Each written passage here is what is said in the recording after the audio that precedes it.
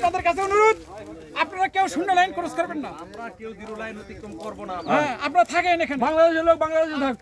ওকে আমরা এই দেশে আসতে দিব না। ঠিক আছে, আমরা আসতে দেব না। ওকে আমরা এই দেশে আসতে দিব না। ওই দেশের লোক ওই দেশেই থাকবে সে।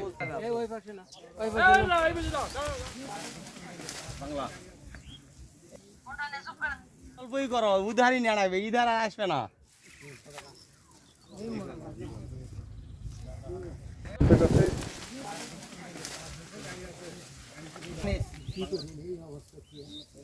সকাল থেকে স্যার যে লোকটা স্যার আমাদেরকে কোচিং করছিল স্যার, আমরা তো ব্যাগ দিছি।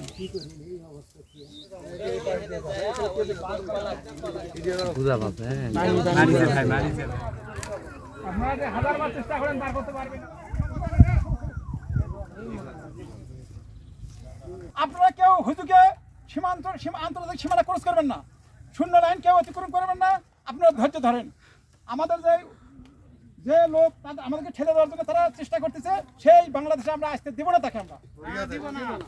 আপনারা কেউ অযথা কোনো কথা বলবেন না, হইল্লা করবেন না। এক ফোঁটা রক্ত থাকতে দেও, আমরা অবৈধ নাগরিক আমরা গ্রহণ করব না।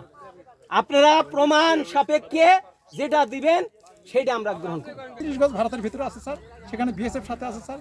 তাকে বিভিন্ন দেওয়ার পরে স্যার ওই লোকটা ভারতের 30 গজ ভারতের ভিতরে শুয়েছিল স্যার, পানির মধ্যে ওরা বসে রাখছিল। এখন স্যার ওখান থেকে উঠে ওই লোকটা আবার কি করছে, ওখান থেকে উঠে বিশেষ এর দিকে আসছে স্যার। ওই জায়গার থেকে 100 গজ দক্ষিণের দিকে আসছে। দক্ষিণের দিকে আসে 279 বিশেষ থেকে স্যার 30 গজ ওই ভারতের ভিতরে স্যার ওই বিএসএফ এর কাছে বসা আছে। বিএসএফ ওখানে ঘেরাও করে রাখছে। ওই বিভিন্ন কথাবার্তা জিজ্ঞেস করতেছে স্যার। আপনারা ইমিগ্রেশনে নিয়ে যান, বৈধভাবে আসলে আমরা গ্রহণ করব। হ্যাঁ, আর যদি ইন্ডিয়ান নাগরিক হয় তাহলে আমরা তো গ্রহণ করব না। সকালবেলা একটা মানে ইন্ডিয়া থেকে একজনকে পুশিংয়ে পার করে দিচ্ছে।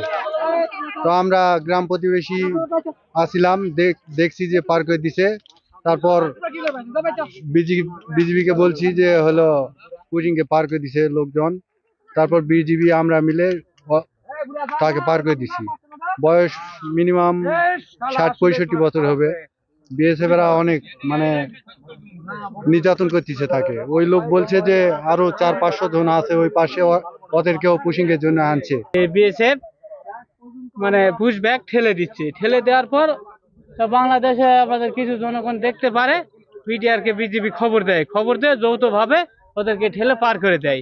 ও সব ইন্ডিয়ার পরিচয়ই বলে, বাংলাদেশে কোনো পরিচয় বলতে পারে না।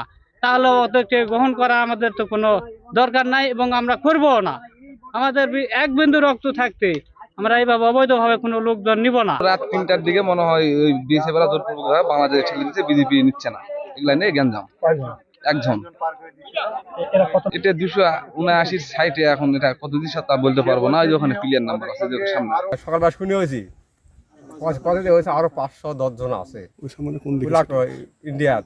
পরে স্কুল আছে, স্কুল থুজে নিয়ে আসে। হয় 510 জন আছে। তো ওই তো বুড়া খাওয়া ধরে ছুঁয়ে ক্যাম্প সংবাদ দিছি। বিডিআর যায়, যখন জিজ্ঞাসা করছে বুড়া পাগলা হয়ে গেছে, আর কিছু কথা না।